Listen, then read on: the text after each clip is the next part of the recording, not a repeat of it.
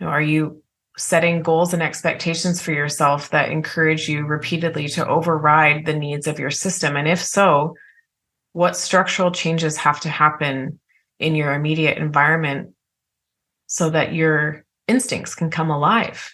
So there's more space for you to be in your body. This is the Made for Living Well podcast, hosted by Alexa Sherm, the place to create a life well lived.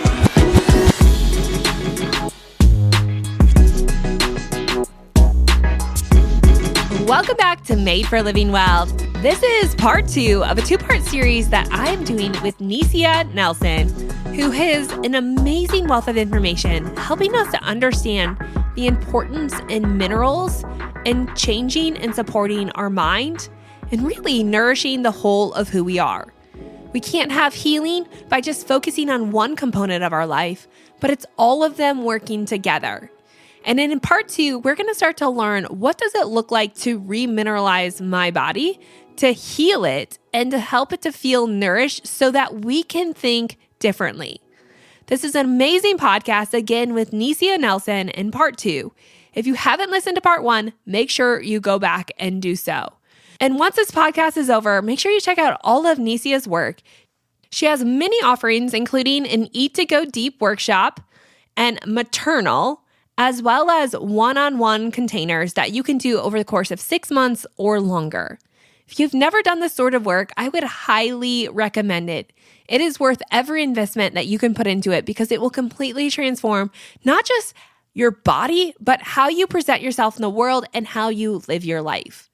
Again, you can find all of the information on these classes and more about Nesia's work at thelivingwell.com, where I also have more about digging into this, remineralizing your body, and really what this looks like to live it out.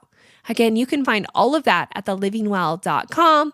Make sure you sign up for my email list. And also, if you want just a quick intro workshop to doing this work, you can click on classes and find the metabolic eating workshop that I have that will lead you into going a little bit deeper with Nesia. Okay, but for now, let's dive right in where we left off in part 1. Here's Nesia. I have one more question as it relates to the psychological healing. Do we, as individuals, have to speak everything to heal it? Or in the process of healing, can you see your body in psychology unwind these traumas and release them without really ever working through them? Can you working through them? Can you get to a place where your body is so healthy that if you start dealing with some trauma, that it releases other trauma with it, that you don't necessarily have to process through all of that again? I don't think you necessarily have to verbally process it. Mm-hmm. I actually don't believe that you have to understand trauma to move it through. Mm. There's Mm-hmm. a common misconception that you have to create an understanding of what's happening in your body, and then that will give you the wisdom of what's at the root of it. I just prefer to take women into feeling the root of it, and then the natural conclusion and wisdom may come like 3 months later. Mm. I was feeling this way and I stayed present with it for a period of time. I didn't ask it to go away, and I supported myself well in moving into the feeling. And 3 months later, I was provided the insight, that's a more upper center thing, that the spiritual insight of making meaning out of our experience came later. Mm-hmm. And then I understood the complete full circle purpose of that experience. I think sometimes we go in from the other way where we want to make meaning out of our experience right away and then it to change something in our body. So hopefully if we are just present with the sensations and the feelings in our system, and we have the foundation in our biology to do that in a good way, then those sort of closing of the loop that you're describing when you're able to resolve something, that just is a natural byproduct. Maybe it is that you processed a few things at once, because trauma happens in layers and there's doorways that go really deep. So maybe you come to the first layer and there's also something underneath that gets moved at the same time. But the key is that we don't make meaning of it at the time. We don't need to engage our mind and walk through the mental gates of understanding in the beginning. We can be present with what's happening in our body and then wait for our mind to be ready to receive the wisdom of what that means in our life. That's really powerful because it slows down enough to let the healing happen and not just rush through the process. It's the antidote. Uh-huh. Yeah, trauma happens often quickly in the system. Shock trauma especially wants to unwind itself in a very quick way, in a hard and fast way. And the Western world is really addicted to that process, especially the sort of generation of 20s, 30s, 40s right now. People in their 20s and 30s and 40s. And I think as much as we can rebel against that and apply slowness to our healing, the more we'll find that how it lands in our body is a lasting change, not something that we have to maintain over and over, which is what I see with women most commonly, is that their state of wellness requires a lot of maintenance. And we want wellness just to be a basic thing we're experiencing. And then on the other side of that doorway is your actual life. Yeah. That's so powerful. Could you give women a picture of what this looks like? Because I think sometimes we've only been shown one side of wellness that isn't really well at all. What does this look like in a life to live this way?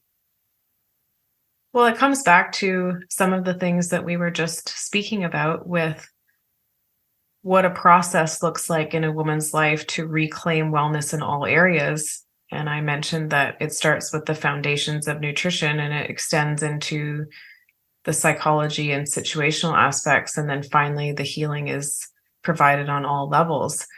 And what it looks like is just a manifestation of that. We see a woman who has the time and space to be able to eat properly every day, to connect with nature through her food, which is what your ancestors would have done, to be able to take in food that sustains her and is able to provide her with all the energy she needs to meet the demands of life. Situationally, she is living in a place that feels nourishing, a job or daily activity that feels nourishing, whether that's being a mother. Perhaps she volunteers doing something, it looks different for every single woman. So by all means, I'm not pigeonholing and saying it has to be a profession or it has to be motherhood. But what does it look like for this person to be in a full state in their life in terms of fulfilling a purpose or some sort of interaction with the world that feels meaningful for her? She's in a relationship that feels basically grounding and doesn't feature a lot of dramatic highs and lows, and one where she can walk through the doorway of spiritual change and opening alongside her partner if chosen. And then her relationships reflect that nourishment. And there's not food restriction happening. There's not restriction of that which is good for her happening. And in her psychology, in her thoughts and feelings, she's experiencing a baseline of the world reflecting back to her. It's good to be here. It's safe and good to be here. There is spaciousness to do and be who I need to be, instead of the not enoughness that can contrast that, where there's not enough time, there's not enough energy, I'm not enough. You can feel the difference between that. It's the difference between fullness, which is very grounding, and emptiness, contraction, and wanting, which carries a very different tone. So of course, the facets of that, the details will look different for every single woman, but I like to think of it as fullness versus, lack and emptiness. Yeah. I mean, like you said, you can almost feel it in the way that you describe it, the very difference between those two lives or those two thought processes about life. When you talk about this, and we've talked here on the podcast, especially this summer, about the feminine and masculine energy, can you share more about this feminine side? Because it really has been lost in our society a little bit, or minimized maybe, and that we don't even know how to express that in ourselves. Can you kind of explain that for a woman, what the feminine side is, why that's important in our life, and how do we regain some ground in that area? I mean, you've shared a lot about that already, but just diving more into that aspect of it as it relates to this. Women have been conditioned in our society to abandon their nature so as to be equal to men. And in that way, I believe that there are places that feminism has betrayed women in really profound ways in the name of equality. The truth is that we're not small men, and women are their own incredible force of nature that could never be summarized as equal to men. Men are wonderful and they have their own unique qualities and frequencies, but women are creational beings. We have the ability to make life. A man gives us a seed, and at the end of 9 months, we give him a child. Mm-hmm. So part of reclaiming our nature is asking the question, what house does femininity live in? What does it look like to prepare the vessel of your body to house femininity, your own specific flavor of femininity, in a way that you can share it and express it with the world? Women have been asked to overwork themselves and to treat their bodies in a way that goes against their biology. And it might seem like that has happened and provided some benefits for them, but what is the cost that has been incurred in terms of our fertility and basic sense of wellness? Mm-hmm. When women come home to themselves, many of them realize that those pursuits actually haven't fulfilled them because they take them out of their bodies. Especially athletes and other high performance jobs, women will tell you over and over again that the cost of that success has been their menstrual cycle, their feeling of well-being, their rest, their rejuvenation, and reclaiming those things is part of reclaiming their femininity.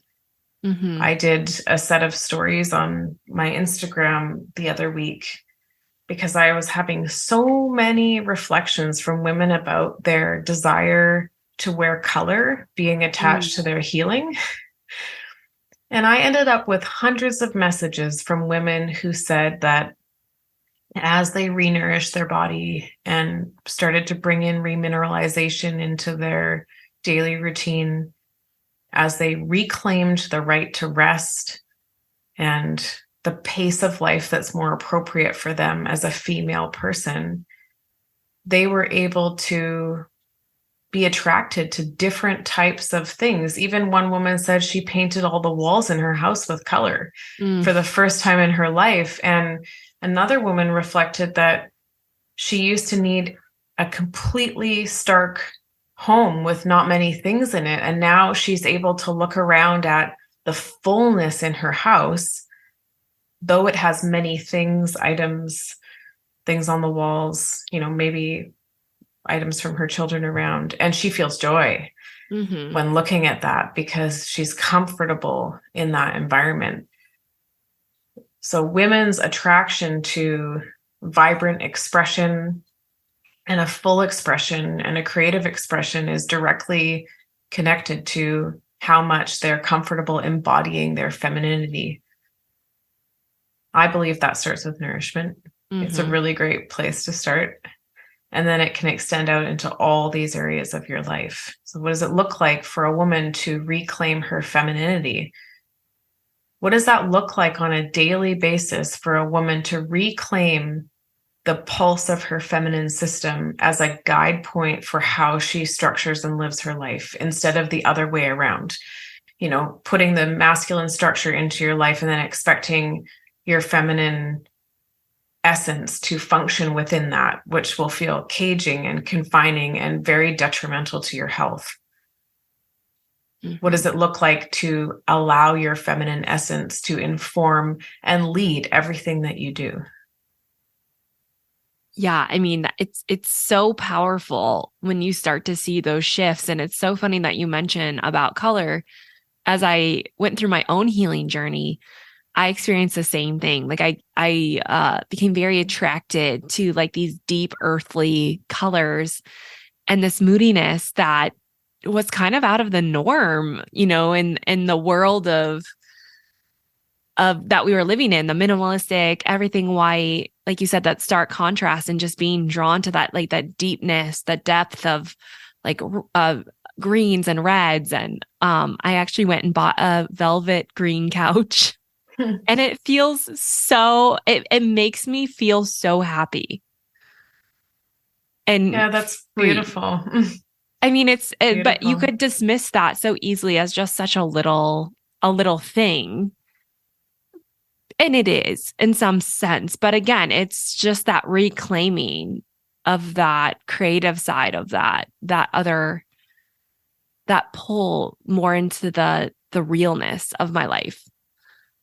And seeing color differently, seeing your environment as more of a reflection of the multitudes that are contained within you, because that's a feminine way to see yourself and your surroundings as well. So is color, and when you're not in this healthy state, when you're overwhelmed and your body is not nourished and we haven't done the healing, is that just too much to take in? Is that why we're more drawn to that stark kind of the whites of the world rather than the color? Is the color too much? Is it overwhelming? Can you just not experience it or see it because your creative processes are shut down? What makes that different? I think women seek external safety more in the bones of our environment when we don't have an internal state of safety happening. So perhaps for some women that looks like having everything really plain and clean within the home. I'm not trying to knock cleanliness, because I think it's also incredible to have your space organized, and it has such a soothing impact. But if you don't have that basic sense of safety and you're hyper fixating on keeping things really controlled, and it depends on your relationship to it. You know, there's many wonderful designers whose concepts and aesthetics feature neutral tones, but it's your relationship to that, which will only be something that each individual woman could tell you what's true for them. I can't tell you what your relationship to all the white walls is, but you could tell me. Through the lens of each woman, we learn the truth of how she's perceiving her world. I noticed that Black does correlate with adrenal fatigue. Women who are really low on sodium and potassium tend to often have a predominantly Black wardrobe, and it can be very common for them to have a history of veganism. There's a lot of really interesting pieces of information out there, both scientific and anecdotal, that speak of that. So that's one pattern that I've seen come up over and over and over again. And just the reclamation of variation, which is something that maybe doesn't feel safe for people who are controlling their environment. You know, color is very varied, and you have to stretch different parts of your being to interact with different tones and themes around you. So to keep everything very much the same, it's the sameness that I focus on when I think about how the neutral tones are impacting somebody or why they might be choosing them. It's why is somebody choosing to have control in their external environment and have things be always the same? Yeah. It's that relationship, like you mentioned before we got on the show, and I kind of want to dive into that before. I know it's getting long, but it's so fascinating and so helpful. But the relationship that we have with our world, with other people, and even this aspect of nourishing ourselves and having the mineralization and having that safety within ourselves influences how we react and respond to other people. How does all this relate to our relationships, to how we pick a spouse or a partner? What does this look like in that aspect of our life? I think that to be really clear in our choice of somebody who is going to nourish us, we have to first be willing to do that for ourselves. This is something that can happen while you're in a relationship. So if you're in a relationship and perhaps you didn't start that way, it's not too late. Wonderful things can happen, and you're a sovereign being with a lot of power. But the commitment to nourishing ourselves and taking responsibility for our own internal well-being is the thing that sets the tone for our relationship to reflect that back to us. And if you're choosing people in your life, whether that be friends, family, or a partner, who you feel are going to make up for something that you lack, it will be very difficult for you to have a nourishing relationship with them. When we're completely nourished inside of ourselves and we take responsibility for that incredible opportunity to do that for ourselves and provide ourselves with that healing, then we're able to move into a place where we have a deeper connection with other human beings in our lives. So I would love to hear what your specific questions are about choosing partners. Yeah. I mean, I love how you said that sometimes we look for other people to almost fill our nourishment that we don't nourish ourselves. And that's really powerful, because it's so easy for us to look outside of ourselves for all the things that we feel broken inside of us and expect, like, almost transferring the power to something else to fix what feels so broken inside of us. And then you expect someone else to fill this void for you that they really can't fill. I guess one of the questions I'm having is, do you feel like unhealthy people attract unhealthy people? Or do you feel like unhealthy people are looking for healthy people to help because they feel that health inside of them and they want that? I don't think a healthy person would say yes to fulfilling that role. So you might be attracted to them, but they're not going to give in to that. Yeah, I mean, it's the victim, rescuer, perpetrator triangle. Are you familiar with that? A little bit, but can you explain it? Yeah, so it's something that you can just take as a basic concept in your own life if you're interested in how it applies to any situation, and look for the archetypal themes showing up and see if there's one polarity of that triangle that you are specifically drawn to in many circumstances. For instance, you were mentioning that is somebody who is feeling quite broken, with the emphasis being on the feeling, they in their state of who they are not broken, but they're feeling broken. And would they seek out somebody who provides a sense of wholeness to them because they see that person that way? And if that person said yes to that, they would be embodying the victim rescuer parts of that triangle. And perhaps there's something in that person who wants to occupy that position of rescuer. But if that person is truly well, they would be able to say, I can't do this for you because I can't provide you with wholeness. You have to provide you with wholeness. So I think that you attract what you are. That's my more blatant way to say it. And that we attract the people that reflect back to us exactly what we are embodying in our lives. Women don't like to take responsibility for this.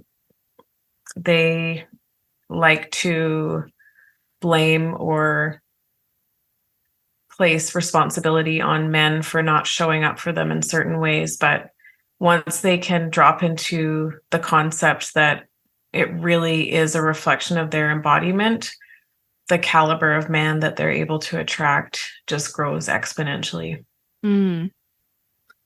Can you expand on that last statement that you said about dropping into basically the essence of themselves what does that look like? Yeah. So let's see, I'm trying to think of like a really accessible example for somebody who hasn't done any polarity work and is not as familiar with masculine, feminine concepts. But, if you're a stay-at-home mom and you are a stay-at-home woman and your husband comes home and there are many things that have not got done that you are wanting him to show up for, and your first response is to blame, complain, and basically let him know where he has let you down and there are faults at play, you are abandoning your own nature in the moment, because embodying the energy of complaining is harmful to your feminine system. It's a lot easier to embody fear, judgment, and blame than it is to come home to our desire. And so that might simply look like saying, I could really use some help right now. I'm feeling very overwhelmed. Would you be willing to help me do this? If these things could get done, it would sure allow me to rest and feel so rejuvenated. It feels so good when I have your help. It might look different for every woman, but the tendency for women to come into the masculine space and meet men head to head actually keeps us withheld from our nature. And once we can recognize that that's actually harmful to us more than it is to them, then the reclamation of that essence is for us first. And ironically, that's the thing that is inspiring and welcomes men into the space of healthy masculine, feminine relating. And that's the thing that inspires men to show up for us in a really, really resolute way. Yeah. I mean, the polarity understanding is such powerful work. And again, it's funny how often women step into and embody the masculine state. Do you think more women embody the masculine state than men embody the feminine side? Yes. Is it just because of the cultural way we've been taught? Yes. And I think that women are very complicit in the attempt to further feminize men. By asking them to do everything from go to talk therapy with them and work through their issues in a feminine way, to insisting that men spend long time holding space for their feelings that are often driven by hormonal imbalances. And this gets into like the deeper harmonics of things that are going to be more and more present in my work as I go on with developing new modules of my course that are specific to women working in polarity spaces. And the reason why I feel that that's so important is because if you're bringing those imbalances to the table and using them to inform what you're expecting of your partner, what you're going to get in return is not going to be the union that you're seeking. So when women in states of hormonal imbalance are trying to use that lens to inform what they're expecting of their partner, you often get dramatic depolarization and just the push for men to become more like women or step into the feminine space. And really what women need to do is just claim that space for themselves, to animate that space fully, to, to be okay to embody your full emotions in front of your partner and not have to have him do the same. To be so clear in your approval of your fullness that you can just let him witness that. And that will be profoundly healing for both of you and preserve the polarity in your relationship. But women, in their push to be masculinized by society, then come around and harm, or maybe that's not an appropriate word. They project that back onto men and requesting that they become more feminine, I think, to try and make it okay for them to be feminine. Because we've been told that being masculine is better for us. If you achieve these things, you'll feel good. And if you override all the signals in your body, you'll have achieved wellness because you'll look this way, or you'll be a size 2, or if you just crush this workout, you'll feel like you've really accomplished something. And so women are just like starving for validation that it's okay to be a woman, that it's okay to not want those things. It's okay to be filled with emotion and really want space in our bodies. And we can project that outwards as a need towards men and a desire for them to meet us in that space, when really we need to meet us in that space. Yeah. What are a few ways that we can do that? How can we meet ourselves there? I hate to keep banging on the drum of the same thing, but come home to your body with food. Reclaim your right to eat. It's so important. And there's so many women out there that are not doing it. They think they are. And then when they look at what's actually happening, they're under eating by at least 1,000 calories a day, or they don't eat until 2:00. Yeah. Or they're skipping 2 out of the 3 meals and only eating once a day, and intermittent fasting and all these things. So first and foremost, come home to your body at a cellular level. Get real with yourself about what nourishment looks like for you. And then get honest about what level of spaciousness you might want in your life that you're not having currently. Are you setting goals and expectations for yourself that encourage you repeatedly to override the needs of your system? And if so, what structural changes have to happen in your immediate environment so that your instincts can come alive? So there's more space for you to be in your body.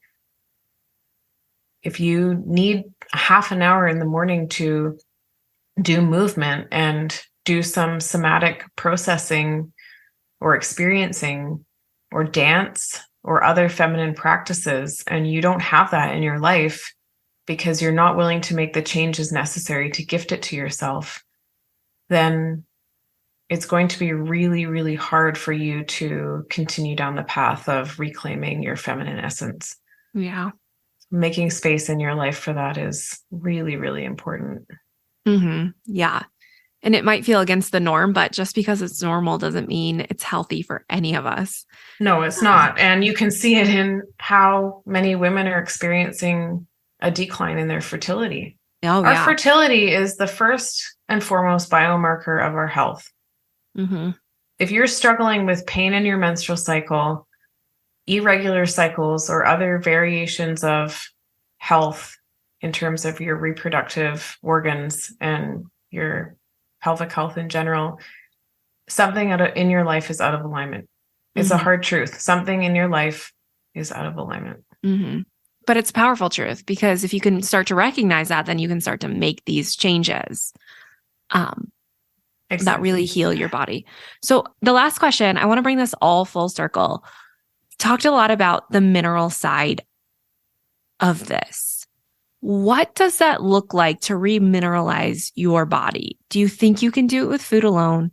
Do we need to be taking something in addition to a very high quality nutrient dense diet? What is your take on that? I don't believe in supplementing minerals in isolation. So if a woman does want to bring in supplementation, the product I would recommend is Mitigate Stress Master Mineral Drink, which is magnesium, sodium, and potassium in the right proportions for your cells. And I love that product. I can send you a link if you want. And Yeah, there's no affiliation from me. It's just love. Yeah. It's the product that I recommend to all my clients. And magnesium bicarbonate is really important for the production of HCl. Like digestion depends on it. And in a hypothyroid state, often that's something that's really suffering. And ironically, hypothyroid bodies don't hang on to intercellular magnesium very well. So replenishing that is important. I don't believe that in this modern world, you can get by in healing your body with necessarily only food. I wish I could say that you could. And I think maybe if you had a lot of time and your imbalances weren't so severe, that there's a way to do that. But I think just a basic mineral liquid like Mitigate Stress can offer the boost that women need to start to see some real changes. So I would gladly recommend that product to anybody, no matter the circumstance that they are experiencing in their life. It's very, very safe product. It doesn't have any negative effects and it's supportive. Yeah. So that's my take on food and supplements in a broad sense. I really love ancestral foods, and the more organ meats and raw dairy and things like that you can incorporate, the less your need for supplementation is going to be. So there's definitely an opportunity and a window there to bring in more nutrient dense foods that often rest in things like organs and milks and raw products. But all in all, I believe that things like minerals and Shilajit can be a great one as well, are provisional for a female body in terms of healing. Yeah. Well, I will link that product up in the show notes. But one last thing before we go, what is your last piece of advice you want to leave the listeners of the show with that really encourage them on this journey? If you have been waiting for a moment to reclaim your right to a full life, this is your moment. And if you're listening and you're knowing that that is true for you, then when I said that, you will feel it in your body.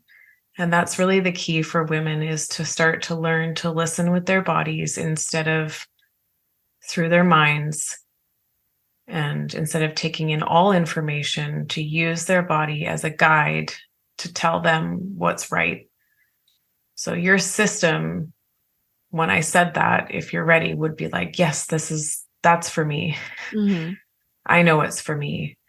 And choosing things in your life that way is the first step to reclaiming your femininity, because you're trusting your instinct over information. And that perhaps is the most rebellious thing that women can do in this generation, is to honor our instinct, the thing that tells us how to give birth without ever knowing. Yeah. When I gave birth, I had never seen a birth before.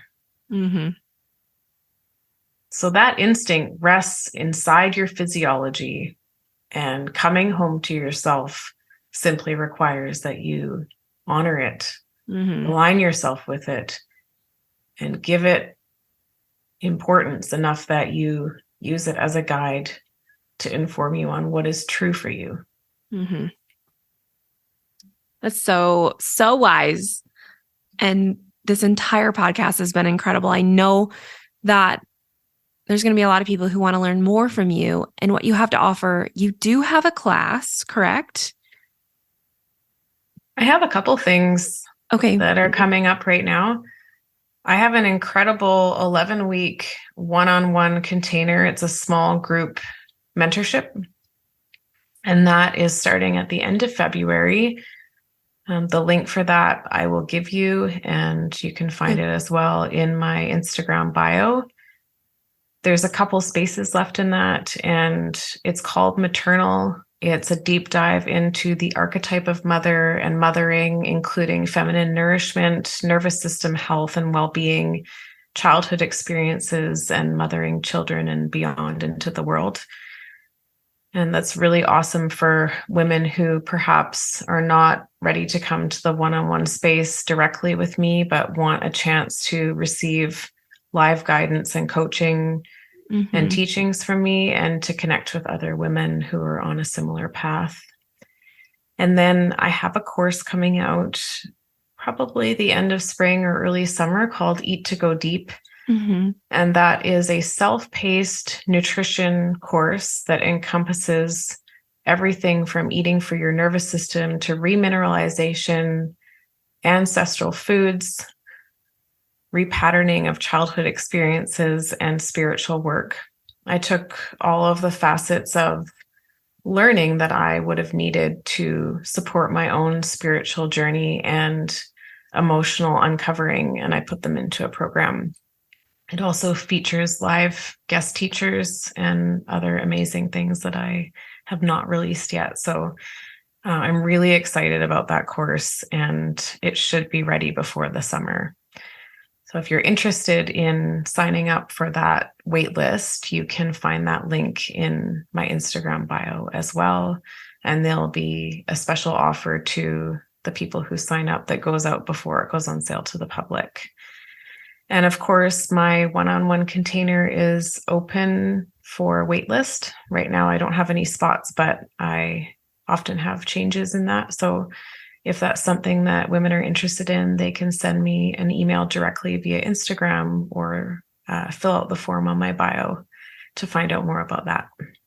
And can you let us know what your Instagram handle is? My Instagram handle is I am Alter.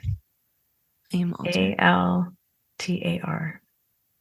Perfect. I will link all of that up in the show notes and grab those links from you so everyone has them. I thank you so much for joining us, for sharing your wealth of wisdom. And I would encourage anyone who wants to learn more to check out some of your programs that will go so much deeper into all of this information, really start the healing process in a new way. So thank you so much for being here. Thank you for having me. I really appreciate it. Okay, that is it with the podcast with Nesia. It was a true honor to have her on the show, and I hope that you learned just as much as I did.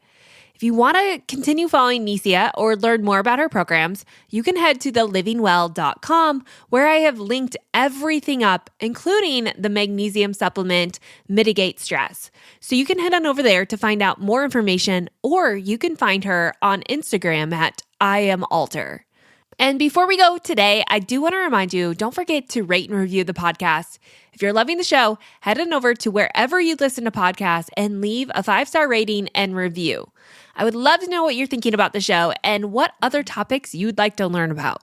You can also always send me an email with comments, thoughts, updates, things you're learning at alexa@thelivingwell.com. I do read every single email, and I love to be a part of your journey. So keep me in the loop. And in the meantime, next week, we're back on the show with a brand new update with my husband and I. It's already time for a new month. So join me back here next week with a new interview with my husband, Peyton. We'll see you then.